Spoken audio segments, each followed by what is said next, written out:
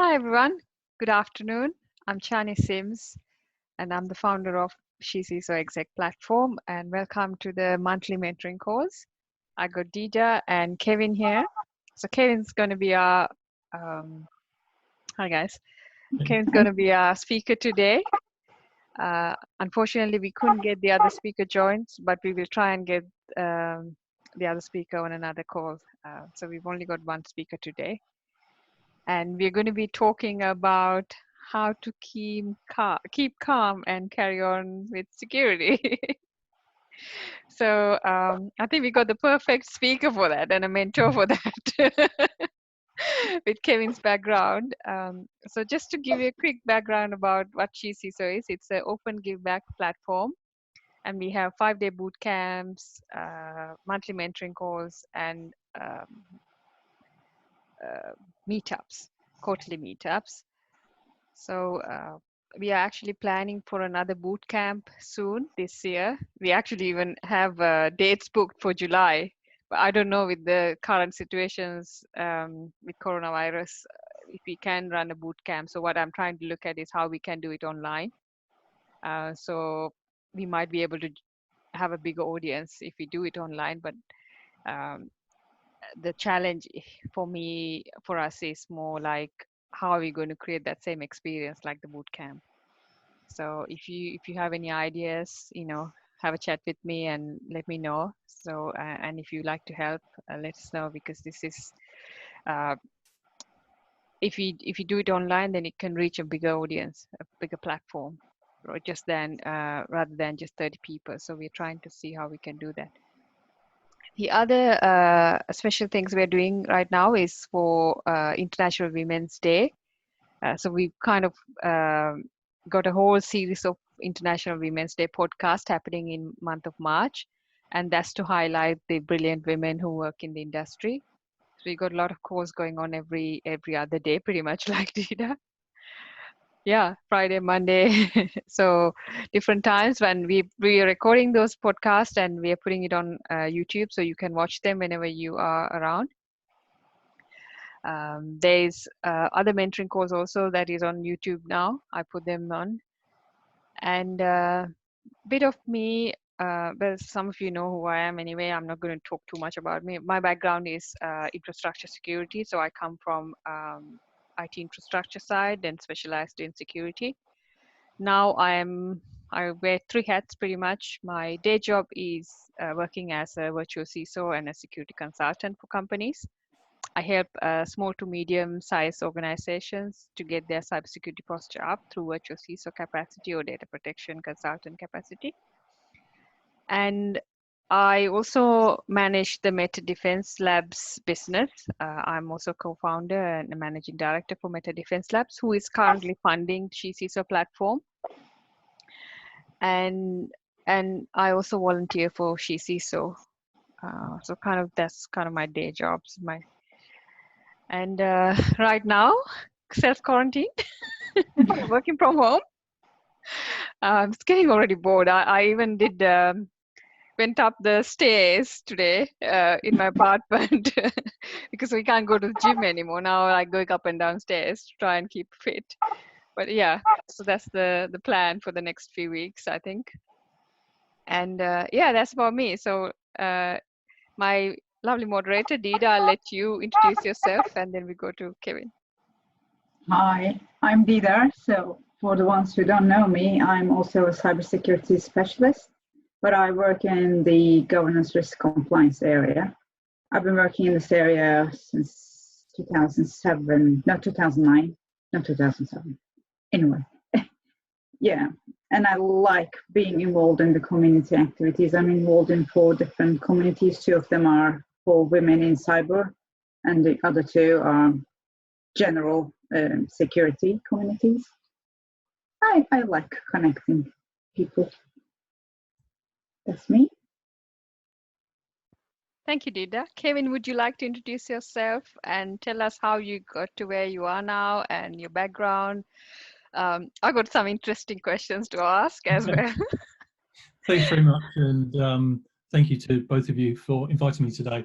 So my current role is as a curriculum manager for an organisation called Pluralsight. We create online training for the IT community, and specifically I look to build the curriculum for the courses for information and cybersecurity, but that's not where I started. Like many, I've fallen into information security. About 30 years ago, I joined the Metropolitan Police Service in London and became a cop. I went through the traditional route of being on the beat, then joining the CID department with a view to becoming a detective, which I achieved. And I specialised in fraud and economic crimes. That saw me work for a specialist unit at New Scotland Yard. And as criminals started to move online, we built out a cybercrime unit, the Police Central E-Crime Unit, which we brought together the capabilities of not only those who were able to forensically examine computer systems, but also those who were pure detectives who just dealt with humans. And trust me, bringing geeks together with people who like to talk is really difficult. So there was definitely some culture issues to manage there, as well as the traditional aspects of designing systems to deal with information security. I went from working for the for the London-based Metropolitan Police Service to the National Crime Agency and helped set up the National Cybercrime Unit. And there, my specialism was in looking to work with industry and businesses to see what knowledge and skills and capabilities we could bring to help us investigate what then became international crimes.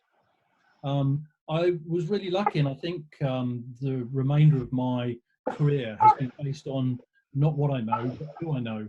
So through my time both in the Met Police and the National Crime Agency, I met a whole variety of individuals who work within InfoSec, and that led me to work for those connections led me to work for a US threat intelligence company.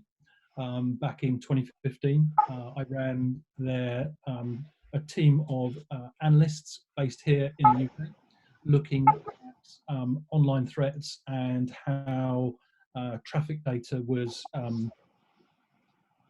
interrupted by state-sponsored attackers as well as criminals. I then have done a variety of consulting roles as an independent consultant, including working for the Mayor of London's London Digital Security Centre. More recently, I took on a role with KPMG UK, based out of London, where I worked with KPMG national compliance at the kind of CISO level, looking at what their particular issues and problems were at the time, and trying to bring either people from the community or those from outside the community to help answer their questions. And that brings us up to date. Impressive. Thank you. Oh, that's very impressive. I'll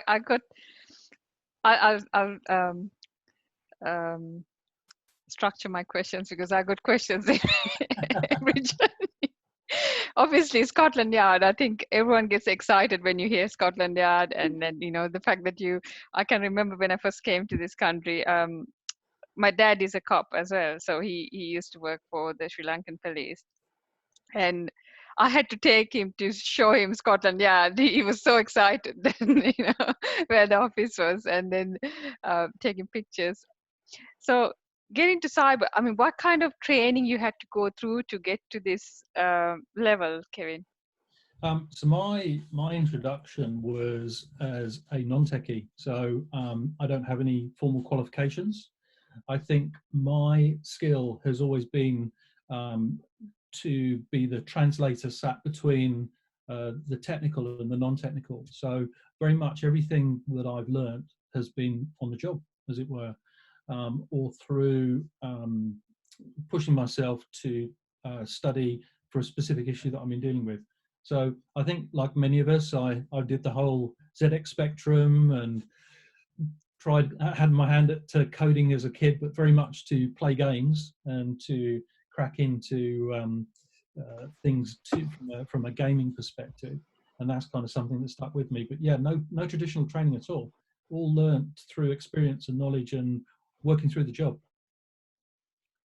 Oh, you do sound like you have worked with people and culture issues, and so I have a question for you about the current skills shortage for cyber. What do you think about it? Yes, it's really sad. So on that journey that I said, when I was helping to build the cybercrime units back in 2008 onwards, we had exactly the same problem then as we have now. And sadly, I think all of us contributed to building programs to help deliver the skills that were needed. But it's just, it demonstrates that I don't think we've achieved it yet. I was looking recently at a UK-based study by the Department of Culture, Media and Science, the UK part of government who looks at the policy behind cybersecurity. And they show that most businesses who they spoke to from an enterprise level still have a basic skills gap. Just looking at some of the statistics from their reporting, I mean, there are over 500,000 businesses still need in excess of 500,000 have 500,000 vacancies. So it's, even through all the efforts that we've made, and I think some of the great work that I've seen in trying to increase a variety of individuals from different backgrounds into studying for information security, we haven't got there yet. Yeah, I remember reading that article. That was such a good article, Kevin, about the skill gap. I mean, that's the thing is, it's not improving as people are saying that it's improving, but I don't see the statistics as to how it's improving much. I mean, when we first started CISO, that was one of the main reasons, the skill gap in the industry, and that was close to 3 million. And last year, I think it went up to 4 million globally. But there's so many people still getting into cyber and learning about cyber. Sometimes I also feel like, is it really the skill gap, or are we looking at the wrong place? What are your thoughts on that? Yeah, I think certainly, and these aren't my ideas, these are the ideas of people that I've worked with over the years. Security shouldn't be a separate thing. It should be built in from the beginning. So we shouldn't be searching for a unique pool of people. We should be relying on all those who are involved in computer systems, in IT, in delivering technology in the workplace. And by having that at that base level included in everything we do, it shouldn't be treated as a different subject. And therefore, I think by categorizing it differently, we're almost creating a scary space that people don't want to step into, that because they don't feel they've got knowledge. But in reality, when you talk to people, they are completely open to the ideas that we have and the concepts, and it's just about delivering to their day-to-day job. It's not currently a requirement, and I think it should be. I think it should be incumbent on all of us.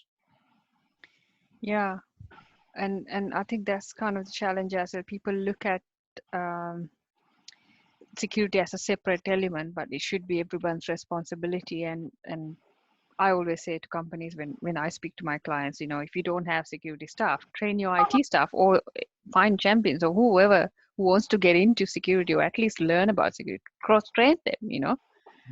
It's better to have someone than nobody, and then, you know, keep complaining about it, saying we can't find the right people. And something I see is, you know, looking for the unicorn. You know, you see a job description, they want every qualification under the sun, and I've interviewed some of these people who have the list of letters but they can't even talk about what risk is. So you know, is it really what we are looking for? Are we really looking for more human skills and who can actually understand risk and communicate risk? Because skills, I think technical that's a skills, a really great point. So my career hasn't been built on certification. I definitely see certifications as having a place. So it sets kind of a a leveler between people. But it's, as you say, when you look at job adverts now, they ask for an incredible number of certifications that cost a lot of money to achieve, and a huge amount of experience that Yeah. For the youth who are stepping into this world, they can't prove that they've got that level of experience because they haven't had the opportunity. And I think, as you both have said, we need to give people opportunities and look to other arenas to give people a chance. Yeah. And some of the areas I see that some certifications require a certain number of years to gain it. I think there's some background noise on somebody's. Is it Dieter? Must be me. Yeah. Where you think that they ask for, let's say, certain certification, number of years, but they're also looking for the younger people. You know, these people have to go through university, then go through all this training, plus then spend on this training and get this experience. There's no way you can find this, person. But people don't focus enough on why don't hire the younger grads and then train them to be who you want to be, rather than looking for that person with all the ticks, and you never find, and then you constantly complaining, oh, we can't find the people. Especially some of the frustrations I have had with, you go in and find these people with lots of qualifications, but then you have a chat and then understand how they communicate. They don't have that skill set. Their brains work in different ways. And for me, I've come to realize that human skills are more valuable than the technical skills. I don't know what your thoughts are on that. No, absolutely. The soft skills are needed throughout, and an ability to communicate a problem in a way that a non-technical person can understand is really important. And on any of the tooling that we have, being able to report that in a way that meets the business. And we know that you and I have seen this even at the most senior level, where individuals can't communicate a technical issue that they've discovered against the needs of the business because they're using a different language. So being able to use the language of business is really important. Definitely. I'm also worried about when you look at some of the most junior roles, the pay is really low. Looking at SOC analyst one, security operations, or somebody who comes in as an IT help desk individual, whilst they're getting a foot through the door, I really don't know how these days they manage to pay their bills. And as you say, if they've been through university and having to pay debts for qualifications as well, it's I don't think we're helping. No, I agree with that. I mean, some of the things I've seen, I work with different countries. I work with Sri Lankan community as well because we got office there. Here we say the pay is low. You go to that side, even if you got all the certifications under the sun, you're still earning less than what a entry level person earns, and it's terrible. Um, so you can't keep the talent then, because people wants to earn money. You don't live to work, you work to live, right? So if you're not getting paid enough, why would you stick to a job? And we keep complaining about we don't have enough people, we don't have skill set. But what are we doing in terms of compensating these people who has the skill sets? It just, I don't think we are there yet in terms of, I mean, I get calls from some of the recruiters sometimes asking if I would want to work for 300 a day. Why would I? Right? And that's when I was started that I would have earned that. And people don't even appreciate the effort you put in to learn something, and the experience that got, and they want everything cheap. So I don't think the industry in terms of have quite understood that area. So we got a question from Jonathan. Which skill gap is more noticeable, technical skills or soft skills? That's a great question. I think for those who are most technical, they have spent their whole career and life concentrating on that, and they do definitely struggle with the soft skills. And those who've got the most to give, who've got great soft skills, can't prove themselves because they don't have the technical. So I suspect that a lot of the surveys that have been done have concentrated just purely on the technical and not on the soft skills. But I think it's a real mix of both. Yeah, I agree as well. Someone one day asked, like, few years back, about 10 years back, I was always told you either be a specialist or a generalist, you know. uh, but now, having thought about it and gone through that phase where I was a technical person in the past, and I had to teach myself all the soft stuff, soft skills to, be good at communication and things like that. And having thought about all that, I think you need to be a both specialist and a generalist these days. You need to have understanding of all these other areas, plus be able to communicate, articulate things, and be a leader, but also be good at specialize in some area so that you're a bit of both, than just going into one extreme. Because your technical skill set could be up, invalid tomorrow. I mean, I've had that in the past where I used to be a expert on Systems Director, which is a systems management software. And I specialized in that area for quite a few years when I was at IBM. I don't even know people use that anymore. So, it's kind of, I think it's a commodity. Technical skills are becoming a commodity now. I don't know what your thoughts, what about you guys? So I think anyone who's coming into this community or even have been there for a while should try everything and see what you're passionate about, because the passion always shows through, whether that's day-to-day working or whether that's during an interview. And it's that passion that often get people the job. It's as you say though, sometimes what you're passionate about you might not be able to match to a requirement in the workplace, so that's difficult. But at least by trying everything, you have that breadth of view that you can always have a conversation, even if it's only so deep. At least you're demonstrating that you've made the effort to start to understand how systems work and how they integrate together. Dita, do you have any questions? I do, but it's not about this section. It's about Kevin's switch from government to private. How did you do it? What was your experience? Yeah, so I don't think you realise what you have working in government, and I've certainly seen this from others who come from the military or from the civil service. You don't realise the skill set you have because you're not used to selling yourself, which happens a lot more in the private sector. So when you first sit down and try and write a CV, it's quite difficult. Yet others who have been through role changes in the private sector don't see that as an issue.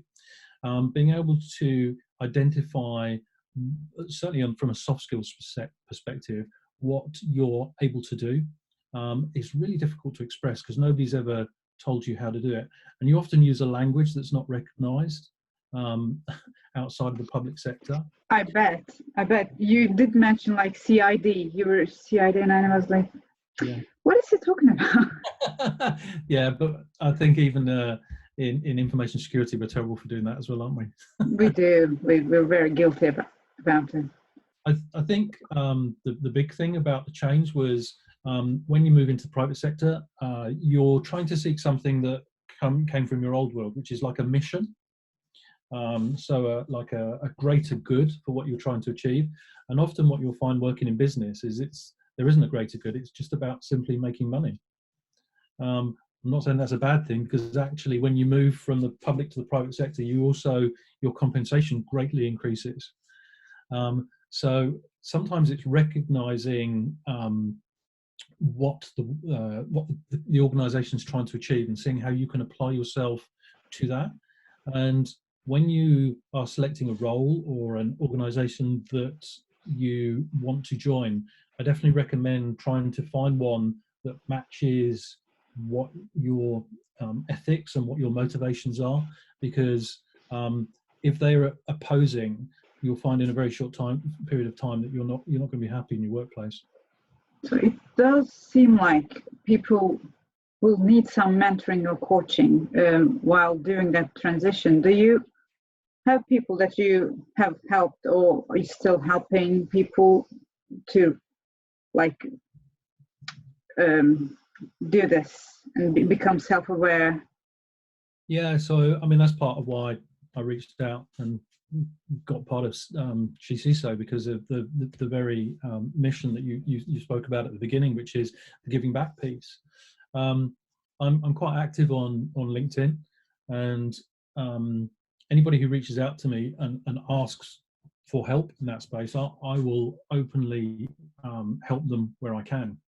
And some of it's not even just trying to find them a job. It's just about coaching them to what do they want to try and achieve, what interests them, and then helping point them in the right direction. Sometimes that's around how to write a CV, sometimes that's about whose door to knock on, and that's one of the things that, having the variety of roles that I have, many people have trodden this path at the same time as me, and people who I worked closely with over my time in policing now work out in all sorts of different organizations. So I've got a great network to also be able to pull on as well. And I think that's what you guys are also trying to do, is to build that network, because sometimes you feel imposter syndrome. You think that you're not as good as you actually are, and sometimes you just need that someone to put their arms around you and say, it's okay, you are going in the right direction. Here's some gaps, here's some opportunities about how you can improve and fill those gaps. But sometimes it's just about, you are good, you are capable, and let's write down on a piece of paper what you're capable of doing, so that you can share that with others, especially for job interviews.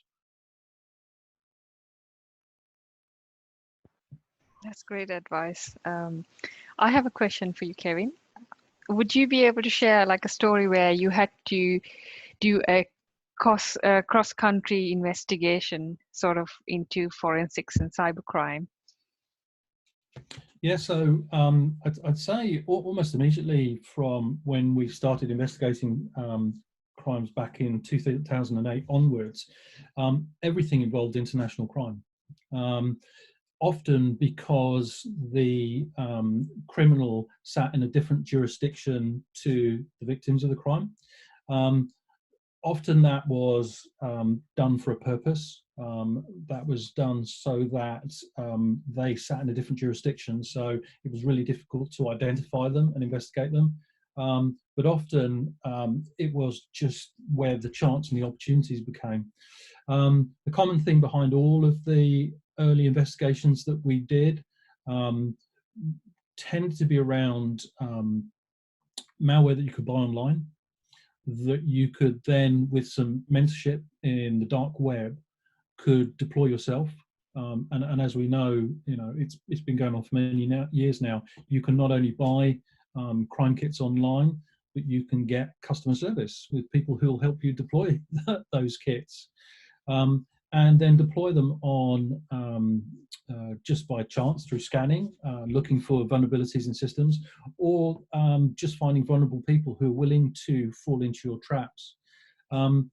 Regularly, we would identify parts of the network. So you'd find the person who received the money from the scams here in the UK.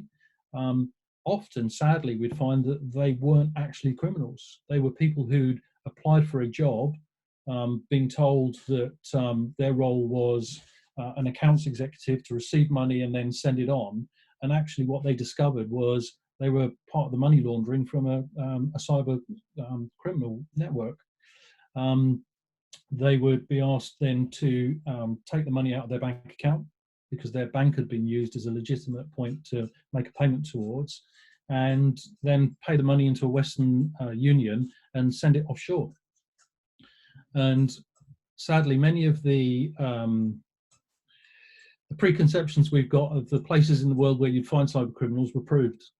And we had to work with cops from other jurisdictions. So if it was towards Europe, it would be Europol and the European Cybercrime Centre, so EC3. Or if it was going the other direction of across the Atlantic, would be working with the Federal Bureau of Investigation, FBI, or US Secret Service. And all of a sudden, you've gone from something which is quite a local crime to something which is super exciting and all about getting on planes and things. And that was repeated time after time after time. But you were still using your same investigative skills and your knowledge and being able to talk to people. Because often the criminal system didn't allow for that cross-jurisdictional conversation. So it's down to you just to find an email for someone or find a telephone and just make them talk to you. So it's those kind of inherent skills from those type of investigations that I've just brought into what I do now. Wow. Do we have any questions from the audience as well? Yeah, if you do, you can post it on the chat or you can ask.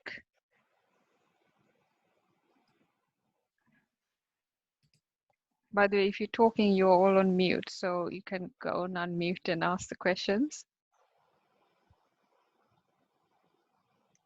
Okay, I have a question for you, Kevin. I often see in forensics, the challenge is different jurisdictions, and also how do you, investigate certain things, because once it's past a certain country, then you have to work with different laws. How do you achieve that challenge? So we're in quite a good space now. So traditionally, following that route where I first started with financial crime, money laundering was always something that crossed jurisdictions. And we took the knowledge and understanding of what we did in that space and used it for cybercrime. Now there are prosecutors, part of the Crown Prosecution Service here in the UK, who are experts at engaging on an international basis to share knowledge and experience. One of the things that we did learn was that if you could find part of your crimes being committed not only within our country but also in another country, you could join together with the police force in the country where you wanted help, and they would conduct a joint investigation.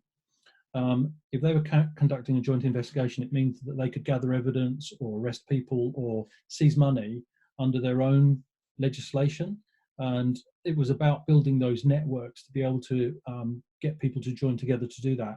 The hard bit then was for the prosecutors, going prosecutor to prosecutor from the different jurisdictions, to be able to understand how they could pass the evidence in a format that was acceptable in the court in the country where someone was being prosecuted. And I think certainly looking at investigations over the years, we've become expert in that. Are there like standards, like ISO standards in doing that? There is. Yeah. There were countries around the world that when we first started didn't have offences of cybercrime. They simply did not exist. So, originally we used to have to shoehorn the legislation to meet our need. But I think most countries now in the world, if not all, now have legislation that helps us fight online crime. Did you have mentors in your journey? Yeah.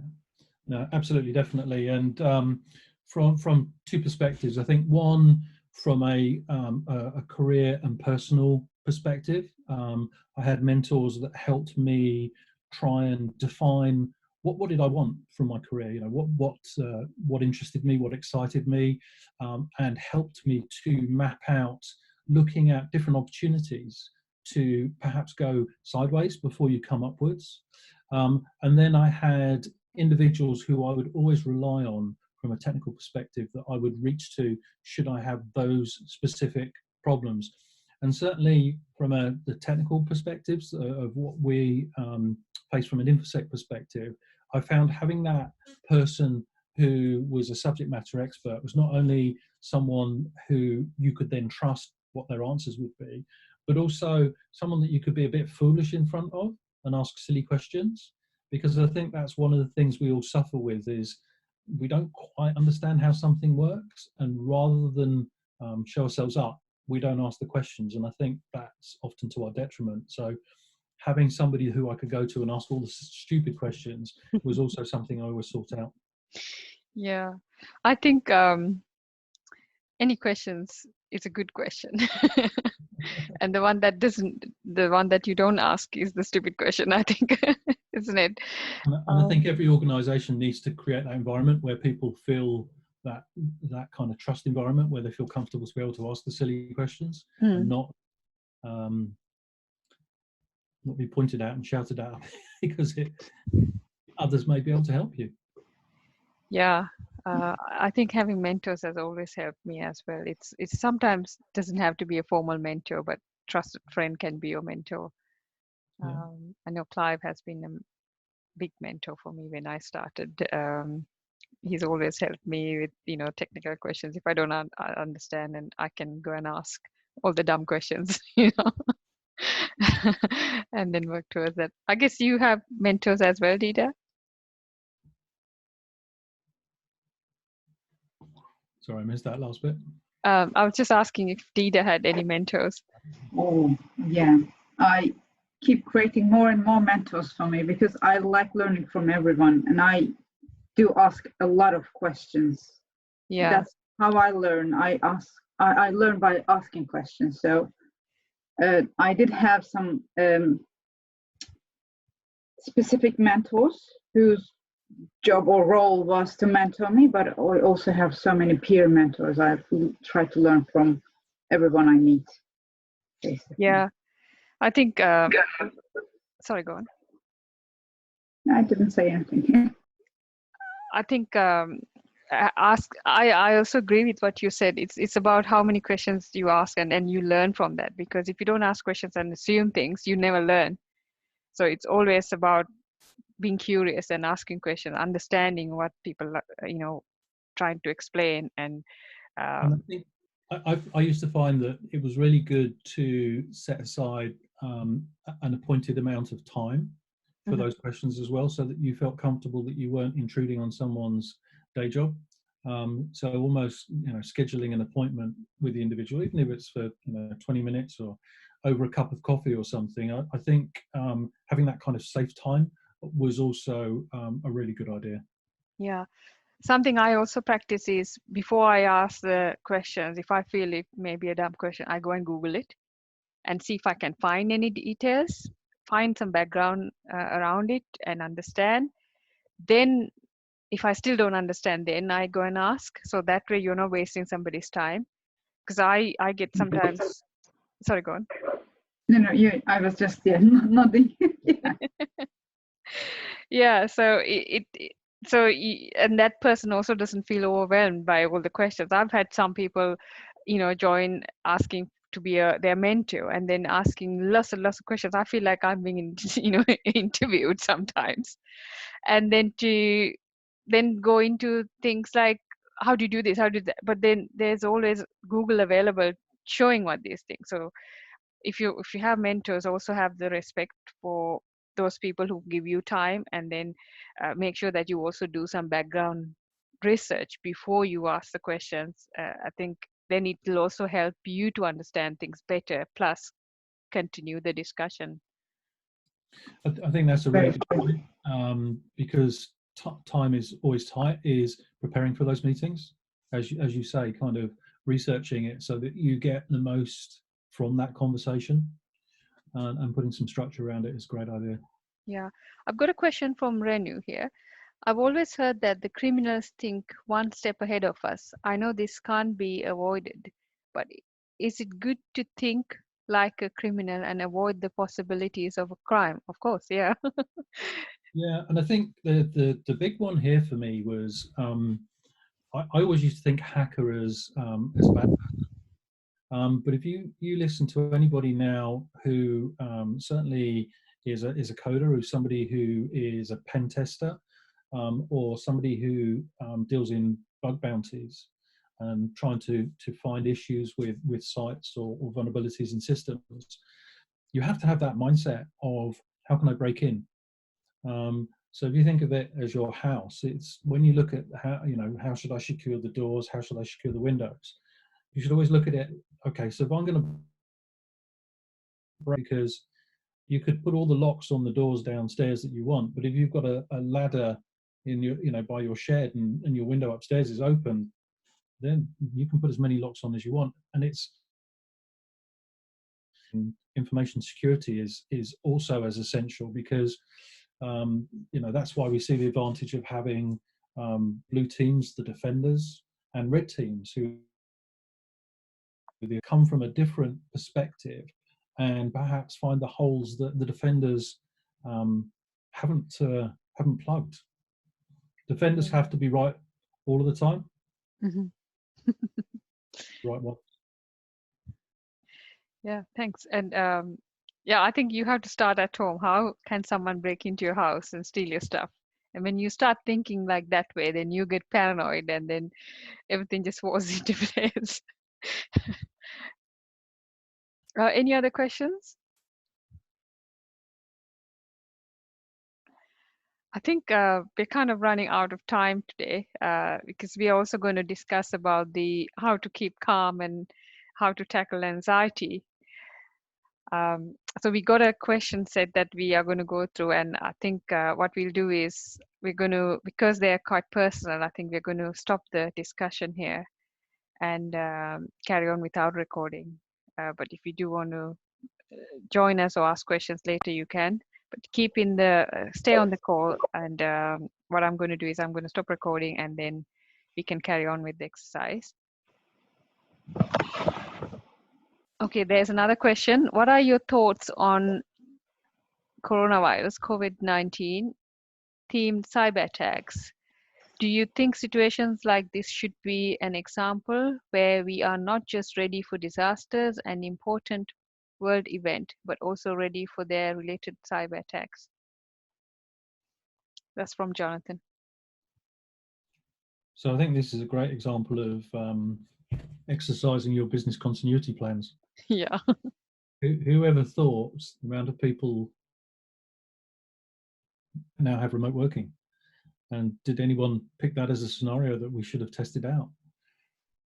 I've had that. I'm seeing lots of questions asking, so if everyone video sharing, video conferencing equipment that we have, do we know whether it's going to keep going? Have we got enough connections for the VPNs? I think this is a great opportunity. Yeah, I doing think business differently. Microsoft Teams was down yesterday for Europe for some time. Is that because everyone trying to use? Yeah, everyone. Oh, wow. Yeah, I mean, companies use Teams as collaboration. So we have the technology. It's just people don't use it, and there are, of course, businesses that can't use the facilities, like restaurants. You have to have presence. But people who can work remotely, I think businesses should have been prepared by now.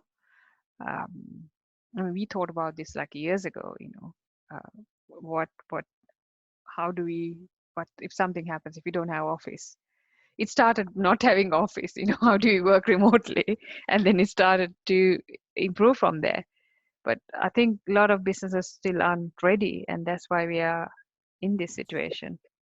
But when businesses do like BCP and DR testing, they only focus on the critical people and critical processes. But this time, everyone is to run. It's like a bit a different scenario than what has been probably tested by them. Yeah, and it's a good test for the whole world. Whole world, yes. And it's the people who test it. A lot of people don't test the BCP plans or the crisis plan, and most of the people don't even have a BCP plan. So that's kind of the reality. And I think this is going to change our way of life going forward, how we do things in future. It'd be really interesting, and you prompted it when you said it earlier, where you mentioned Sri Lanka, but there's many places in the globe where pay for the roles that is really low. If you can prove that we can work remotely, why wouldn't you employ someone from another country and pay them the equivalent of what we would pay in Yeah, the UK or the US? exactly. I mean, this is where it's going back to the CISO, where why we are trying to create a global talent pool. If you're a global citizen, if you train somebody to be that, you don't need to be stuck in a local area, right? You have capacity to work anywhere in the world remotely. And why do you have to be limited to a local salary? So these companies will have to eventually step up their game to paying the people right salaries. And otherwise they're going to lose that talent pool. I think our internet connection is unstable for some reason. So in my current role, all of my co-workers are all, as with one of my previous roles, I'm employed by a local UK company just for employment law purposes and tax purposes. But other than that, I now work completely with my US callings off, and I work in the afternoons and evenings, which I know you also do often. And there is no issue with it. Yeah, it works so well. I mean, I like working from Asia or Sri Lanka mostly because they work before the rest of the world, and you have so much time to get things done in the morning. By lunchtime, then the rest of the world wake up, and then you get to do that. You end up working more hours, but if you don't mind, it's it's better that way sometimes because you get a lot of things done and you work with different time zones. I don't I don't believe in limiting yourself just to one country. I always think of myself as a global citizen because, you know, if you speak the language, that's all you need, right? And if you have the skill set, I mean, security is a common skill set you need. You don't need to be specialized it for every country. It's about do you have your different layers of, depends how do you apply that.